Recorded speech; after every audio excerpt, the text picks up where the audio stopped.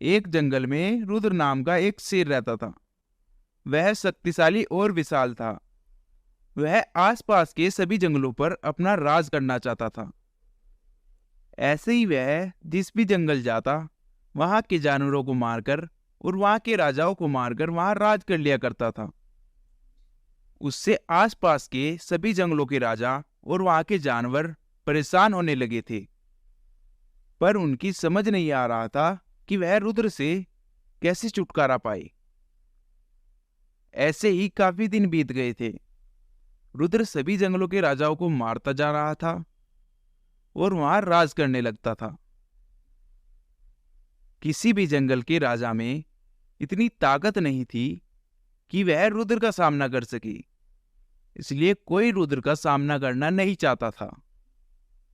सभी जंगलों के राजा उससे डरा करते थे और सोचते थे कि कल रुद्र हमारे जंगल ना आ जाए और यहाँ पर राज ना करने लगे और हमारे ऊपर अत्याचार ना करने लगे।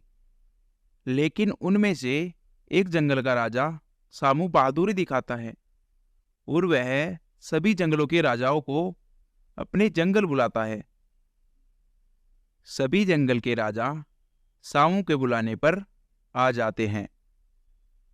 फिर सामू बोलता है, ऐसा कब तक चलेगा? इस रुद्र शेर से हम कब तक डरते रहेंगे? ये हर रोज किसी नए जंगल पर अपना राज करने लगता है। अगर यह कल हमारे जंगल आ गया तो हम क्या करेंगे? अब हम यह सब होता हुआ नहीं देख सकते। हमें जल्द से जल्द कोई फैसला करना होगा कि रुद्र से छुटकारा कैसे पाया जाए। तब सभी राजा बोलते हैं, तो सामू भाई, हम कर भी क्या सकते हैं? हमारे पास और कोई रास्ता भी नहीं है। तब सामू बोलता है, मेरे पास रुद्र से छुटकारा पाने का एक तरीका है, पर उसमें तुम सबको मेरा साथ देना होगा। सभी जानवर सामू का साथ देने को तैयार हो जाते हैं। फिर सामू बोलता है, तुम सबको अपना अपना जंगल छोड़कर मेरे जंगल रहना होगा और कुछ टाइम यही बिताना होगा। सभी जानवर डर जाते हैं और बोलने लगते हैं, पर इससे क्या होगा?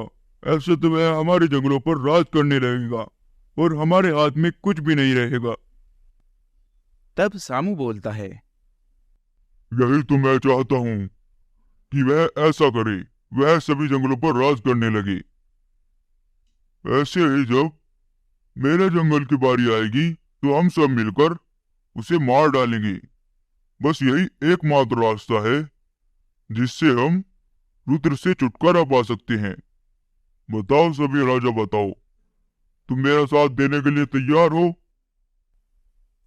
सभी जंगल के राजा सामू का साथ देने को तैयार हो जाते हैं और वह अपने अपने जंगल के जानवरों को अपने साथ ले आते हैं और सामू के जंगल रहने लगते हैं।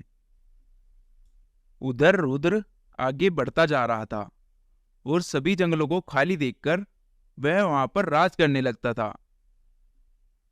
वह सोच रहा था कि सभी जंगल के राजा और जानवर मुझसे डरकर यहां से भाग गए हैं। ऐसे ही उसने बहुत सारे जंगल अपने कब्जे में कर लिए थे। पर जैसे ही वह सामू के जंगल आता है तो सभी जंगल के राजा उस पर टूट पड़ते हैं और उसे जान से मार डालते हैं। सभी जंगलों के राजा सामू का शुक्रिया अदा करते हैं और अपने अपने जंगल खुशी खुशी रहने लगते हैं।